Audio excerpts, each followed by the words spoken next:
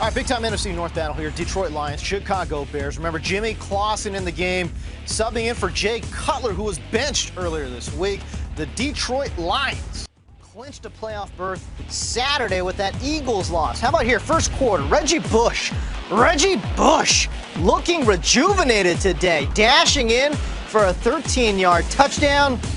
So good, we got to take another look. Reggie Bush stretching out, breaking the pylon. His second rushing touchdown of the season, and the Lions lead 7-0. But Matt Stafford kept the Bears in it, basically, though, with a pair of interceptions. This one, not so good. Running across his body, throwing across his body, rather, throws into a crowd, and it's pulled down by Brock Vereen, his first career interception. By the way, you saw Corey and Kyle Fuller, brothers, getting into it right there. Then, very next Lions possession, in the red zone, another interception by Matt Stafford. This time, Ryan Mundy got him. Pass intended for Golden Tate. Then, how about this? On the punt was then touched by a Lions player there and then recovered by the Bears. Bounced right off of his foot. That was Jeremy Ross back there. And the Bears' Sherrick McManus with the recovery. Next play. A little floater over the top. Jimmy Clausen to Matt Forte. He runs it in from 11 yards out, and the game is tied at 7. That would be your halftime score. Fast forward to the third quarter now. Game still tied at 7. Joique Bell running left. A little 4-yard pickup, but the real story is actually Ego Ferguson, who was injured on the play. That right there, you see that? Dominic Raiola looked like he intentionally stepped on Ferguson's right ankle. No flag on the play. Ferguson limping off of the field. Ensuing Bears possession. Pat O'Donnell, 39-yard punt, but Julian Stanford was called for roughing the kicker, meaning an automatic first down. Mark Trestman says no way. Stanford, man, can't believe it either.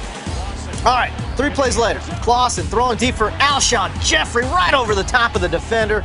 A 20-yard touchdown strike between Clausen and Alshon Jeffrey. Clausen, second of the day, beating Darius Slay on the play, and the Bears lead 14-10. Fourth quarter now, still trailing 14-10. Here are the Lions. Matt Prater gets his field goal attempt blocked by Jay Ratliff. That would have made it 14-13. As you can see, it was a low kick.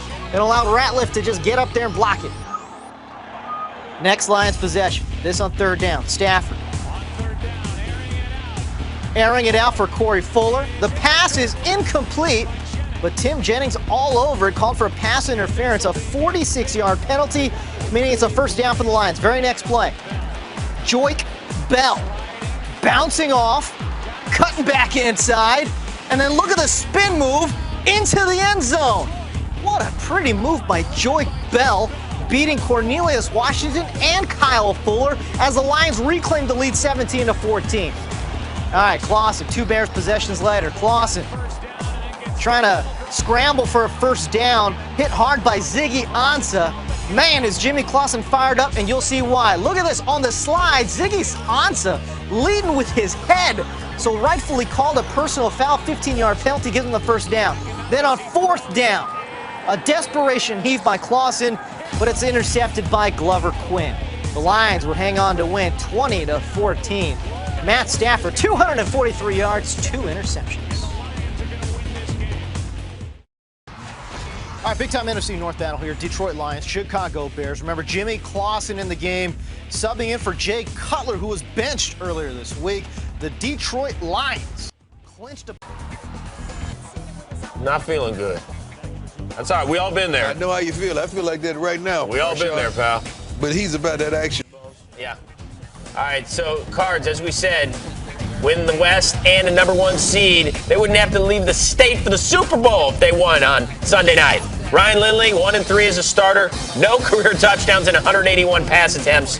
And nervous. That's it. Cowboys. Let's see how it went down. DeMarco Murray played 6 days after hand surgery. Let's see how that would affect him. He's trying to get paid in the same hand. Yep. That's why he's back. After the Eagles lost on Saturday in Washington, a win and in for the Cowboys, division champs. And Tony Romo to Lance Dunbar gets tackled by Jarrell Freeman, who who then talks a little you-know-what and gets flagged because of it. That's huge because that was 3rd and 11. Oh, Jeez. he must have used profanity. So your next play, here comes Murray. Profanity. Bills had to win to stay in the playoff picture. Kyle Orton to Scott J. Miami, 35 degrees in Minnesota. Where would you rather be? All right, Teddy Bridgewater has thrown for 300 yards in the past 2 games. Looking to continue that trend today. Ryan Tannehill trying to keep the Dolphins' slim playoff hopes alive here in the second quarter. His passes intercepted, swallowed up by Harrison Smith. He's the only player in the league, Harrison Smith is, to have at least 3 interceptions and 3 sacks this season. 3 plays later, Bridgewater to Greg Jennings. The shirt-handed Jennings hauls it in from 21 yards out, and the Vikings lead 14-0. Dolphins. Oh, big AFC showdown here. Kansas City Chiefs taking on the Pittsburgh Steelers. Ben Roethlisberger and the Steel City can clinch a playoff berth with a win. The Chiefs on their first possession, trailing 3-0. Alex Smith sacked by Cameron Hayward for a loss of 7 yards. And that was the second sack on the drive for the Steelers. The Chiefs would settle for a field goal. Oh, how about this? A little sleight of hand. Travis Kelce cutting across the formation.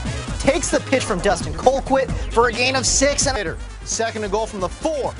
Dwayne Bowe, the intended receiver. And I put an emphasis on receiver because the Chiefs' receivers still